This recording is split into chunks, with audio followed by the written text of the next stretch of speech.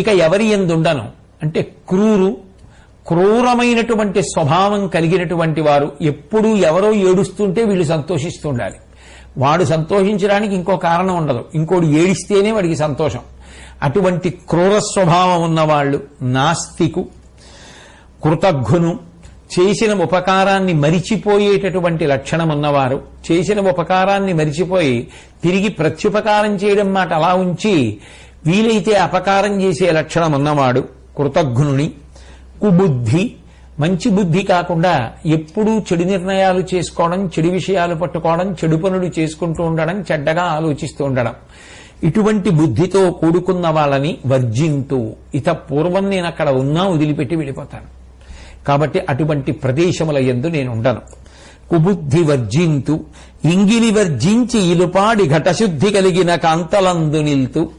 ఇక స్త్రీల విషయంలో ఎటువంటి వారు నాకిష్టమైన వారు అన్నది లక్ష్మీదేవి చెప్తున్నది. ఇలుపాడి, ఇంటిని చక్కగా శుభ్రంగా అందంగా ఉంచుకోగలిగినటువంటి నైపుణ్యం ఉన్నవారు. ఎంత పెద్ద ఇల్లు అన్నది కాదు, ఎంత చిన్న ఇల్లైనా ఆ ఇల్లు పొందికగా ఉంచుకోగలిగిన లక్షణం ఉన్నవారు. ఘటశుద్ధి కలిగి, ఇంట్లో వాడేటటువంటి పాత్రలన్నీ కూడా చక్కగా ఎప్పుడూ శుభ్రంగా ఉండేటట్టుగా, అంతేకాని ఎప్పుడు చూసినా ఏదో గుట్టల గుట్టల కింద ఇంగిలి పాత్రల కింద పడి ఉండకుండా ఉండేటట్టుగా చూసుకోగలిగినటువంటి వారు. మంచినీళ్లు తాగడం, ఆ ఎంగిలి పాత్ర ఎక్కడ పెట్టడం, ఇంకో పెద్ద ఆయన రావడం, అందులోనే మళ్ళీ మంచినీళ్లు తాగుతూ ఉండడం, ఆ ఎంగిలి పాత్ర ముంచుతూ ఉండడం, బిందెలో పక్కన పెడుతూ ఉండడం, ఇంటికి అతిథి వచ్చినా ఆ ఎంగిలి నీళ్లే ఇస్తూ ఉండడం, అసలు పాత్ర శుభ్రంగా ఉంచుకుందామన్న ఆలోచనే లేకపోవడం.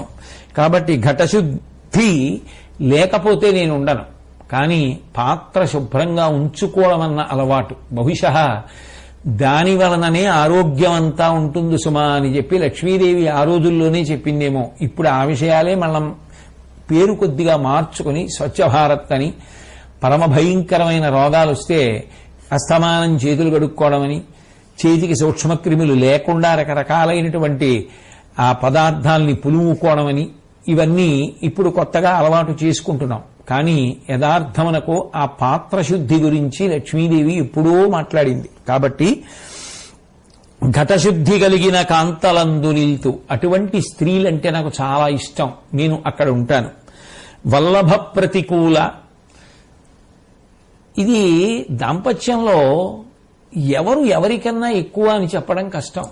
ఒక్కొక్కసారి భర్త కన్నా మంచి ఆలోచన భార్యకి రావచ్చు, తప్పకుండా చెప్పవలసిందే, భర్త కూడా ఆదరించవలసిందే, అందులో దోషం ఏముంది?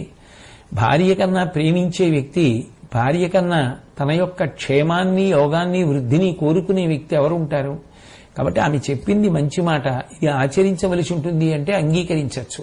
ఒకవేళ కాదు, నేనన్నది నీకు సరిగా అర్థం కాలేదు, నువ్వు చెప్పినట్టు చేస్తే ఈ ఇబ్బందులుంటాయి, నేను చెప్పినట్టు చేస్తే ఇబ్బంది ఉండదు అని భర్త పరిణతితో చెప్పినప్పుడు ఆమె కూడా వినవలసి ఉంటుంది. అంతేగాని అన్ని వేళలా నీ చెప్పింది వింటలేదు అనేటటువంటి పెంకితనం లేకుండా అవగాహన కలిగినటువంటి స్త్రీ ఎక్కడుంటుందో అటువంటి చోట నేను ఉంటాను. అంతేకాని ప్రతిదానికి భర్త మీద తిరగబడి దెబ్బలాడే లక్షణం ఉంటే అది నేను ఉండే ప్రదేశం కాదు, నేను ఇష్టపడను అని లక్ష్మీదేవి చెప్తోంది.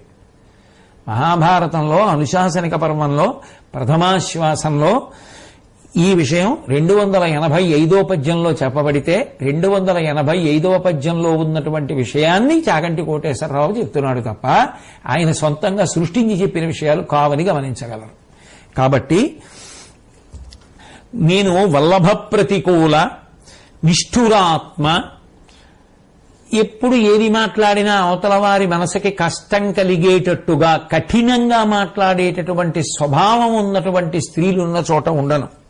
అన్యమందిరగామిని, తన ఇంట తాను ఉండడం కన్నా ఎప్పుడూ ఏదో పక్కిళ్లకి వెళ్లాలనేటటువంటి విషయంలోనే సంతోషం ఉండి అన్యమందిరములకు, ఇతరుల ఇళ్లకు అదే పనిగా తిరగడం అలవాటైనటువంటి, ఏదో పనుండి ఎక్కడికన్నా వెళ్ళడం అనేది ఎవరికైనా ఉంటుంది, దాన్ని కాదు భీష్ముడు చెప్తున్నది, లక్ష్మీదేవి చెప్తున్నది. ఇక అదే పనిగా తన ఇల్లు విడిచిపెట్టి ఇతరుల ఇళ్ల చుట్టూ తిరుగుతూ ఉండడం. అన్యమందిరగామిని అధిక నిద్ర అయిన మానిని దొరగదు, ఎప్పుడూ పడుకుని నిద్రపోతూ ఉండడం. లేవడం అంటూ జరిగితే బహుశా ఏదో తినడానికి వాటికి అయి ఉండొచ్చు. ఎక్కువ నిద్రపోతూ అధిక నిద్ర, నిద్రపోకుండా ఎవరు ఉండగలరండి? సాధ్యమా? ఎవరూ ఉండలేరు. నిద్రపోవలసిందే. కానీ దానికి ఒక పరిమితి ఉంటుంది కదూ. తప్ప అదొక అలవాటు చేసేసుకుని అదే పనిగా నిద్రపోకుండా ఉండేటటువంటి లక్షణమున్న స్త్రీలు ఎక్కడ ఉంటారో అక్కడ నేను ఉంటాను. కాబట్టి అధిక నిద్ర అయిన మానిని దొరగదు. అట్లా కాకుండా అధిక నిద్రకి అలవాటు పడిపోయినటువంటి స్త్రీ ఉన్న చోట నేను ఉండను. అబ్జినీ తటాక తరుషండ పుష్పవాటముల నిలుతూ, ఎక్కడెక్కడైతే పద్మము యొక్క తూళ్లు, తామర తూడులు ఉంటాయో, అంటే తామర తూడు ఉంటుంది, తూడు మీద పువ్వులు ఉంటాయి. పద్మిని తరు, పెద్ద పెద్ద చెట్లు, చాలా పెద్ద పెద్ద చెట్లు. అసలు అటువంటి చెట్లు ఏదో 300 సంవత్సరాలు 200 సంవత్సరాలు పెరిగిన చెట్టుని చూస్తేనే మనసుకి అబ్బా అనిపిస్తుంది. అంతంత మర్రి చెట్లు అవి చూస్తుంటే మనసుకి ఎంత ఆనందంగా ఉంటుందో. కాబట్టి అటువంటి చెట్లు ఎక్కడున్నాయో అక్కడ నేను ఉంటాను. తటాక పెద్ద పెద్ద చెరువులు, వరంగల్ దగ్గర రామప్ప చెరువు అని ఉంది. అసలు ఆ చెరువు ఒడ్డున నిలబడితే చాలు, ఏమిటో ప్రాణం లేచి వచ్చినట్టు ఉంటుంది. ఎంత ఉపకారం చేశాడరా, ఎంత చెరువు తవ్వాడరా మహానుభావుడు అనిపిస్తుంది. ఆ చెరువులు ఎక్కడుంటాయో అక్కడ నేను ఉంటాను.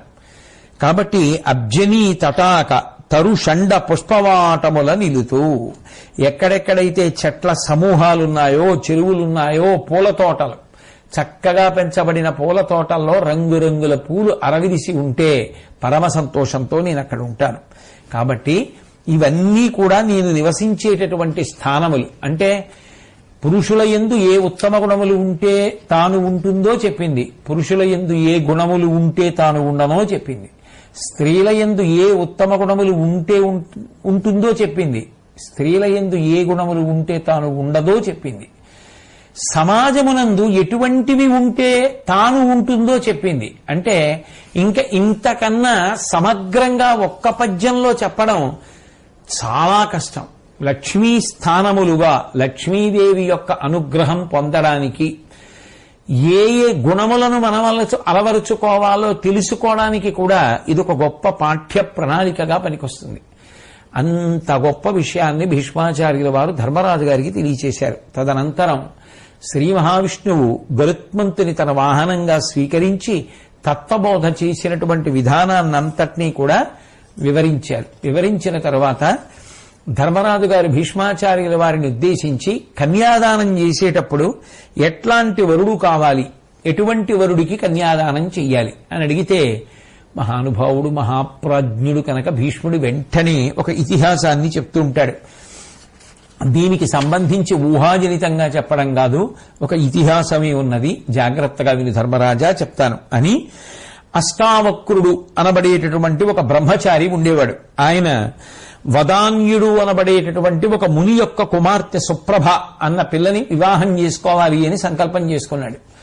చేసుకుని ఆ వదాన్యుడి దగ్గరికి వెళ్లి, అయా మీరు మీ కుమార్తెను నాకు ఇచ్చి వివాహం చేయవలసింది అని అడిగాడు. అడిగితే తప్పకుండా నీకు ఇచ్చి వివాహం చేస్తాను అని మళ్లీ అన్నాడు ఆయన. ఆ వదాన్యుడు, నువ్వు ఉత్తర దిక్కుకి ప్రయాణం చేసి వెళ్ళు. వెడితే అక్కడికి వెళ్లిన తరువాత పరమేశ్వరుణ్ణి భర్తగా పొందాలి అని పార్వతీదేవి తపస్సు చేసినటువంటి ప్రదేశం కనపడుతుంది. అది చాలా పవిత్రమైనటువంటి ప్రదేశం. ఇప్పటికీ కూడా అక్కడ ప్రమథగణాలు విహరిస్తూ ఉంటాయి. పార్వతీ పరమేశ్వరులు ఇద్దరూ కూడా విహారం చేయడానికి వస్తారు. అది పవిత్ర దేశము. అచ్చటు సుచుచూ గడచి చనగా నీపకాననంబు కనవచ్చు. అందు గట్టి ప్రాయమునది పుణ్యమూర్తి అమల బుద్ధి ఓర్తూ. పరమ పవిత్ర ప్రదేశం, పార్వతీ పరమేశ్వరులు ప్రమథగణాలతో కూడుకుని విహరించేటటువంటి స్థలం. దాన్ని దర్శించి నమస్కరించిన తర్వాత ఇంకా ముందుకు వెడితే అక్కడ ఒక ప్రదేశం కనపడుతుంది. ఆ ప్రదేశంలో ప్రౌఢవయస్కురాలైనటువంటి ఒక స్త్రీ నీకు కనపడుతుంది. నువ్వు ఆమెని దర్శనం చేసిరా. చేసి వచ్చిన తరువాత నీకు నా కుమార్తె అయినటువంటి ఈ పిల్లనిచ్చి వివాహం చేస్తాను అని చెప్పి ఆ వదాన్యుడు చెప్తే బయలుదేరి ఈ అష్టావక్రుడు అనబడేటటువంటి ముని, ఆ బ్రహ్మచారి ఉత్తర దిక్కుగా ప్రయాణం చేసి వెళ్ళాడు. వెళ్లి మొట్టమొదట కుబేరుడు ఈ బ్రహ్మచారిని చూశాడు. ఇంతటి తేజోవంతుడు, పార్వతీ పరమేశ్వరుడు విహరించేటటువంటి ప్రదేశాన్ని దర్శించడం కోసం వస్తున్నాడు, ఈయనని ఆదరించాలి అని చెప్పి ఆయన గబగబా వచ్చి స్వాగతం పలికి ఉపచారములు చేసి కూర్చోబెట్టాడు. 1 సంవత్సరం పాటు కుబేరుడికి అతిథిగా ఉన్నాడు. ఉన్న తర్వాత నీకు ఏం కావాలి అని అడిగితే నీతో సంవత్సరం పాటు కలిసి ఉన్నాను అదే చాలు అని చెప్పి అక్కడ ఎన్ని రకములైనటువంటి భోగములున్నప్పటికీ కూడా మనసు చిలించకుండా ఏ కోరిక కోరకుండా బయలుదేరి పార్వతీ పరమేశ్వరుడు విహరించేటటువంటి ప్రదేశానికి వెళ్లి దర్శనం చేసి ఇంకా ముందుకు వెడితే ఆయనకి వైభవంతో ప్రకాశించేటటువంటి బంగారు మేడల వరుసలు కనపడ్డాయి. అందులో సమున్నతంగా ఒక భవనం ఉంది. ఆ భవనంలోకి వెళ్ళాడు. అక్కడ అనేక మంది స్త్రీలు కనపడ్డారు. వాళ్ళందరూ వచ్చారు, స్వాగతం పలికారు, లోపలికి తీసుకెళ్లారు. వదాన్యుడు చెప్పినట్టే అక్కడ పవిత్ర స్వరూపిణి ప్రౌఢ వయస్కురాలు అయినటువంటి ఒక స్త్రీ కనపడింది.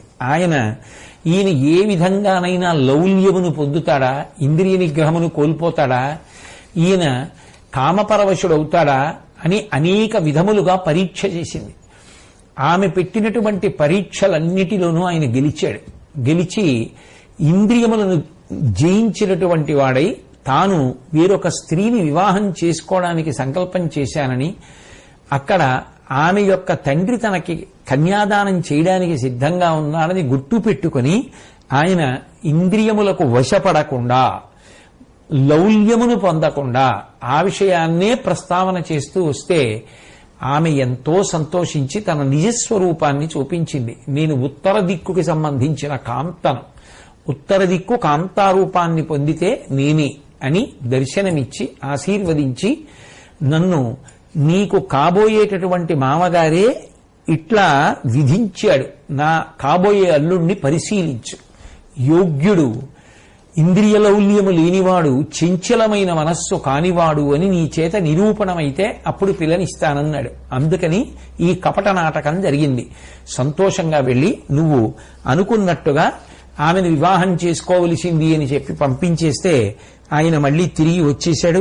వచ్చిన తరువాత ఎంతో సంతోషంగా ఆ మామగారి దగ్గరికి వెడితే ఆయన ఏమీ తెలియనట్టుగా ఆ వదాన్యుడు అడిగాడు, ఏమి వెళ్ళావా, ఏమైంది, అసలు అక్కడ ఏం విశేషాలు చూశావు నువ్వు, నాకు చెప్పవలసింది అని అడిగాడు. నిజానికి వదాన్యుడికి అన్నీ తెలుసు, ఆయన పంపించిందేగా, ఆయన చెప్పిందే ఆ ఉత్తర దిక్కు స్త్రీకి. ఆ అష్టావక్రుడు అనబడేటటువంటి బ్రహ్మచారి అప్పుడు జరిగినటువంటి కథనంతటినీ చెప్పాడు.